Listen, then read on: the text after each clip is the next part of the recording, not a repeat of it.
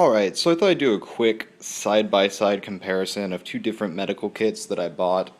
They perform similar functions. I mean, this is prep pad, and it's got these towelettes which are sterile and good for washing wounds. Lots of band-aids, gauze tape, which is really important. I think this is more moleskin type material, gauze pads, and it comes with an instruction guide and a needle. Now this was about $10, and it all fits inside of this. This will fit in your pocket. I know it does. I've used it in my pocket. I like to keep it in my car just because this is what I call a reasonable emergency pack. And just I feel that RPGs don't really have enough variety in medical kits. It's usually just healer's kit for blah. But just to give you an idea what's in a actual military kit. We're gonna just kind of go over this one by one. I'm not getting too much into detail for how stuff is used, but first aid eye kit. It's eye dressing, actually. I think it's got, the thing in the eye dressing. So the Army was concerned about eye wounds. Compressed bandage. I believe it's this only, which is a camouflage bandage. It's darker, so you're not wearing a bright white thing. But yeah. No, I think this one's actually, this is hard sealed, so it's meant to keep it sterile. Again, compressed bandage. So basically this package is inside of that package, and it's the same thing. I did notice, and I got this at a military surplus store, this was the only one where the actual seal was, messed up. Sorry guys, trying to give you an example. Yeah, while I do that. Lots of bandages, lots of band-aids, and even more dressing first aid camouflaged. They have lots of bandages as well as first aid.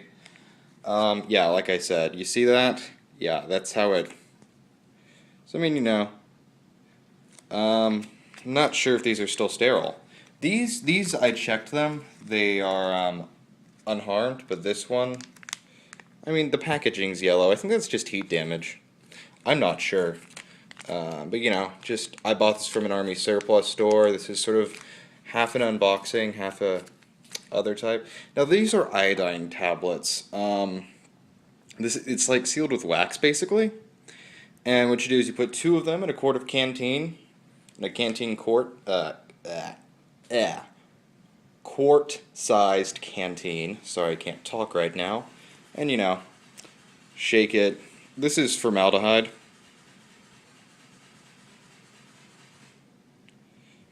Yeah.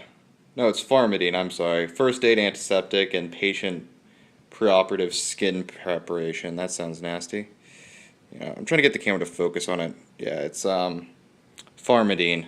I had to take it off camera to read it. It also came with chapstick. So, $10 at a gun store that actually was also a U-Haul and a U-Haul rental and insurance place. Pretty amazing. And all of this was $20 at a military surplus store, and it comes in this nice little thing, and it's got a it's got a belt thing. So yeah, there's that.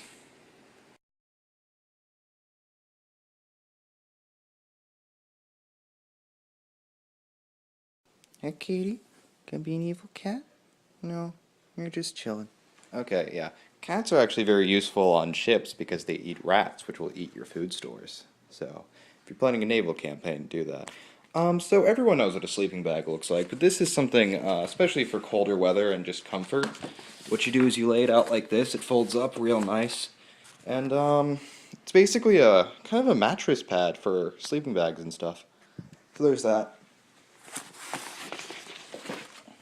Oh look, the evil cat's awake.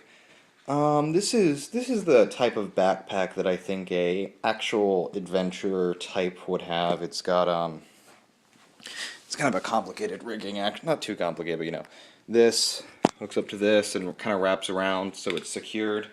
It's a nice hiking kind of adventure backpack actually. I used to go backpack camping in rural campsites. Oh yeah, I have this whistle. I have this whistle attached to it, emergency. Little compass, whistle. It's not that great of a compass, really. But, it's got, what it has is it's got a lot of different pockets. So, there's that thing up there. Um, the main body pocket. This is actually meant for the tent down here. Yeah, that's meant for tent storage. These are actually for the sleeping bag. So basically, you roll up the sleeping bag, put it there, and yeah, tent goes in. Yeah, tent goes in there. You've also got stuff like here for probably trail rations and stuff. Little side pockets, things like that. You know, I know this seems silly, but I've actually run a lot of games where I said they have a like travel backpack, and they're like, "Do you mean the kind that fits books?" It's like, no. And we've also got the E-tool. Some special forces fans will argue that this is one of the deadliest weapons ever invented. I think it's one hell of a shovel, personally. Because Green Berets and Spec Ops guys killed like a couple people with them, therefore it is a special forces weapon and should be given special qualities in role-playing games, says every fanboy ever. Anyways, it does have a nice, trying to get it in focus, serrated edge. Kind of serrated? Not really serrated, it's, hold on. Let me do it so you can see. I think that could saw a log, if you used a lot of force, and that's probably useful for something, but I don't know. It is a shovel, it's got a lot of weight to it, it's got a nice handle, it's collapsible, so it fits up really nice, just to show you how it collapses. One sec. Damn it. I'm just going to set this here. Trying to do this so that you guys can see. Okay. You need to undo this. Of course it gives me trouble when I'm shooting a YouTube video. Then you go like this.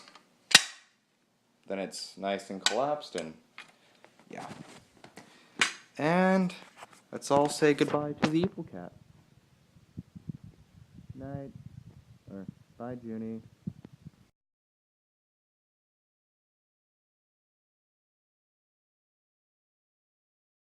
So here are some tools and equipment that I think that a lot of adventurers probably would have.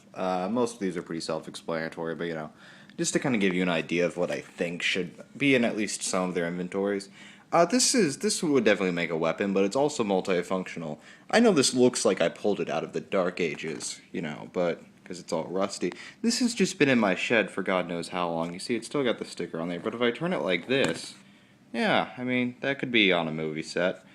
But most axe heads are fairly blunt.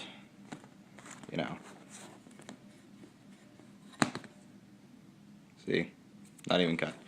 It's got this little thing down here to pull out nails and whatever else. It's also got a hammer head on the back, so you can turn around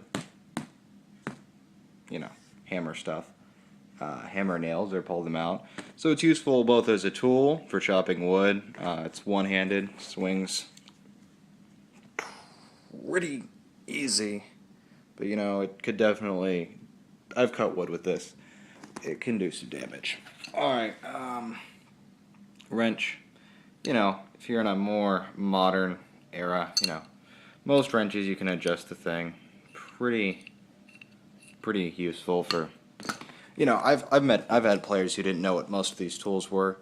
I know this is an electrical thing. I think it's like wire stripper, you know what I'm talking about, right? Like for the Ethernet cables and the little power cables in the wall to strip them and get the wires for when you tie them together and stuff.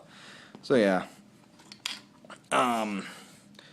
Flathead screwdriver works on, if you get a small enough one, you can use it on most other screws if you really wanted to. But nice, practical, also good for prying open paint cans. Flashlight, you'd be surprised how many people never buy a flashlight, one of those. Okay. Scissors, you know, just for opening stuff. Yeah. Pliers, super useful at like so many things. And you know, wire cutters for, you know, cutting wire, like for electrical fences and stuff. It's got a nice rubber grip, usually, so you won't get electrocuted, or at least that's what I say. But you know, just nice little pile of stuff. And oh, this is a nice little folding chair, good for camping. Folds up real nice, you know.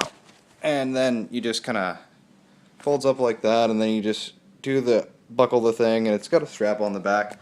So, you know, just if someone wants to buy a more expensive camping chair or whatever, or this is actually a really cheap one, but you know, just practical stuff that people never consider for their RPGs.